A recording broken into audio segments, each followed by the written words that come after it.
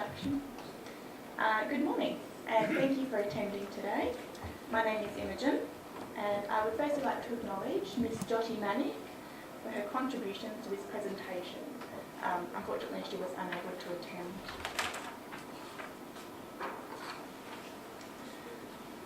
So the format for our presentation will be as follows. I will give you a background to the project. Professor Henderson will then present the methodology for evaluating the project and the findings. We will then discuss the results and finally take questions.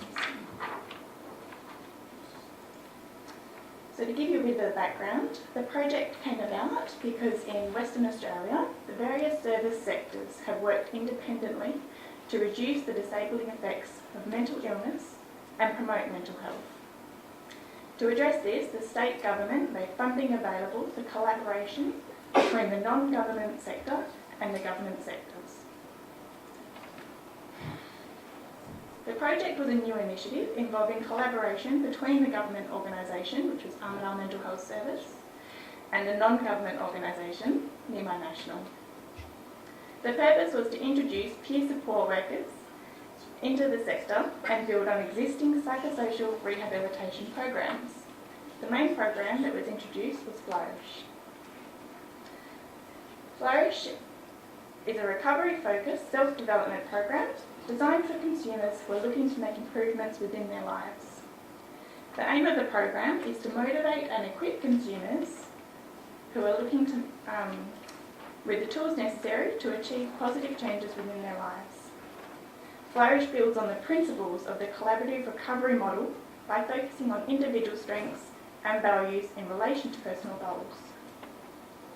With the announcement of the collaboration, a number of staff raised concerns with working alongside the peer support workers. These included confidentiality issues, issues of peer support workers maintaining professional boundaries, and the peer support workers' ability to facilitate group programs.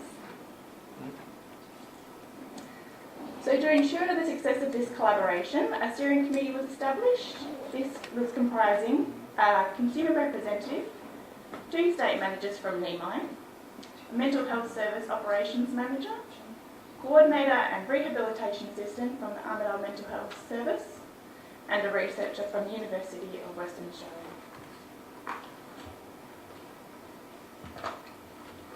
The steering committee met regularly to provide leadership, governance, and to oversee the implementation of the project. So this included recruitment of the peer support workers, combined orientation to the government and non-government services. Training was also provided to the peer support workers in group facilitation, which addressed the confidentiality and boundary concerns raised by health staff. NEMI and Armidale Mental Health Service also undertook training, which allowed co-facilitation of the groups. The peer support workers were also allocated 2 mentors and had their line manager for ongoing support and supervision. The steering committee also delivered forums to health service staff, consumers and local health services to discuss the introduction of peer work.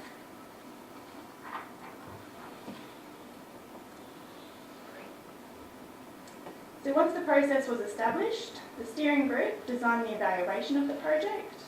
This centred on the attitudes of staff towards peer support workers and was linked to the sustainability of this collaboration. The evaluation of the staff attitudes is the aim of this presentation, and I'll pass you over to Professor Henderson, who will present the methodology. Good. Thanks, Imogen.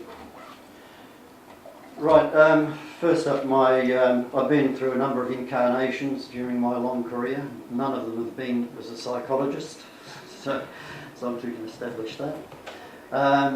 With this particular project, as Imogen just mentioned, we're interested in the attitudes of staff. And to do this, we used a modified version of Kemp's Attitude Survey instrument. The questions were designed to identify staff cognitive and affective components of their attitudes, and then to evaluate their behaviours, we interviewed the peer support workers, and we also reviewed the referrals from the government service to the non-government sector to identify if it actually had an impact on the staff making referrals to the Flourish program. The instrument comprised 12 items using a 5-point Likert scale. 1 was strongly disagree, 5 was strongly agree. The higher values reflected a more positive attitude towards peer workers. And then we summed the 12 items, so the higher the scale, the higher the score, the more positive the scale. The questionnaire was distributed to all staff of the mental health service prior to us starting the program, and then again 6 months after the peer workers had commenced. 42 questionnaires were returned from the initial mail out, and 30 were returned from the second mail out. Now, there's a high turnover of staff within the government services for a number of reasons. A lot of them are on contracts or work casually, and a lot of them come from overseas, stay out a while and move on. The importance of that is that the staff who completed the first survey weren't necessarily the staff who completed the second survey. And as a result of this, we treated the samples as 2 separate independent samples, surveyed at different times, rather than 1 sample surveyed over time. And as a result, we analysed the findings using Pearson's chi-square. The sum scale scores were used to examine pre- and post-intervention changes of attitudes.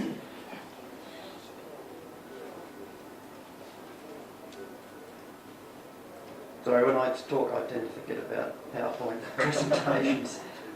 Probably because one of my lives was I worked in the theatre. I was an actor before I got into science. In fact, I even find it hard talking into a microphone. Okay, the possible range of scores was 12 to 60. The pre-commencement mean score was 41.66 with a standard deviation, blah, blah, blah. Short story is there was no statistical significance between the 2 scores. What we did observe, however, was a trend. Pre-commencement, if we look at the affective scale, we can see that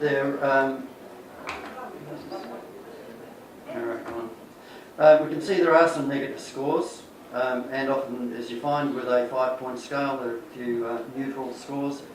But surprisingly, we found that they were quite positive towards working with peer workers. Post-commencement, we moved away from severely negative scores, and as I said, the scores became more positive, but it was just trending.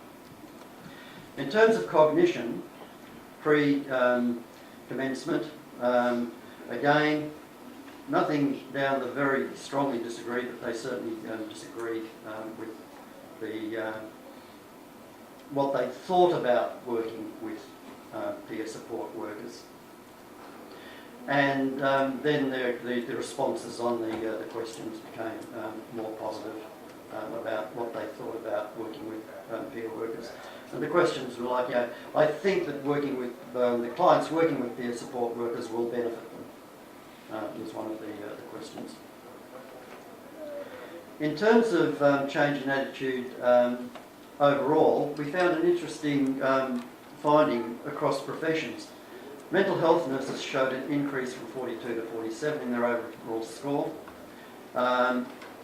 Given the nature of the preparation of nurses, which is heavily physically oriented towards nurses being the experts, we thought that they might have them hold more negative attitudes than other staff, but that wasn't the case.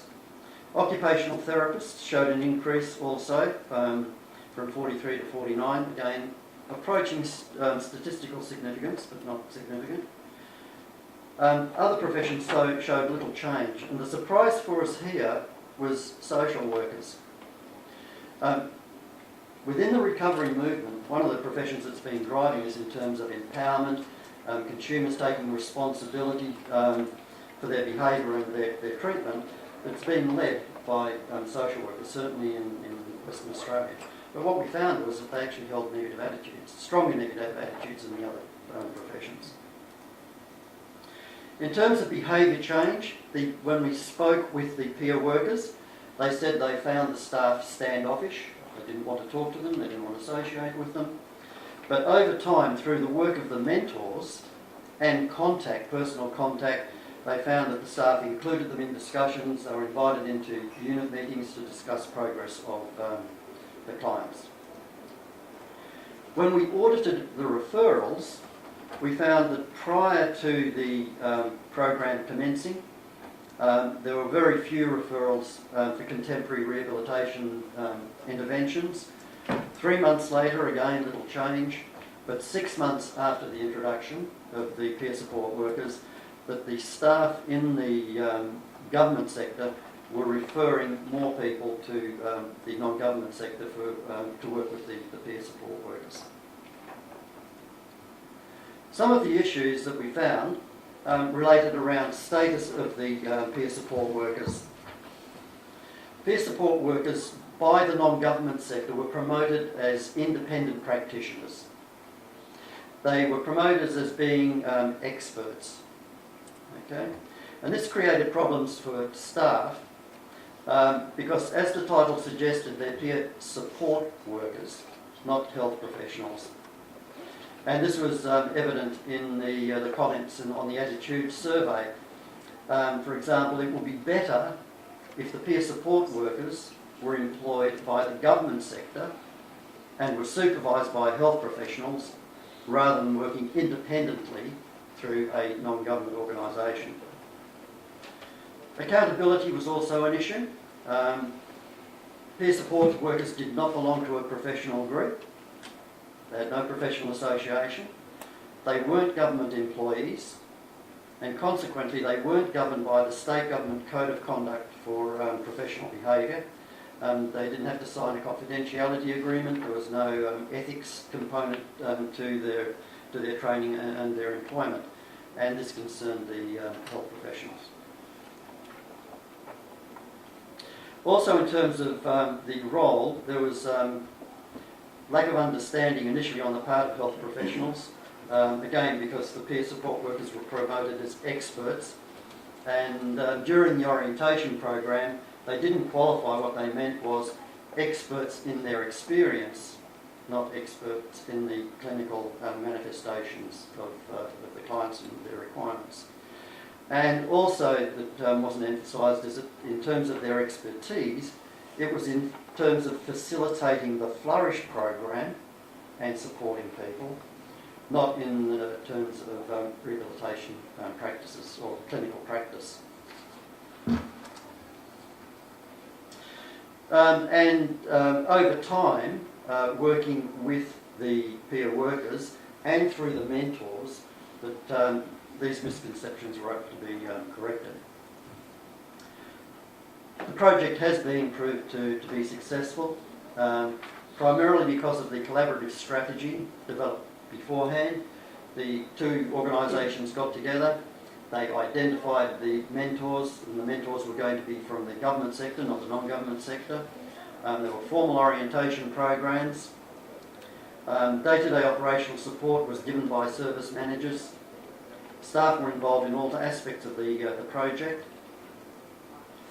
And what we found was that the results indicate cautious support for the inclusion of peer support workers.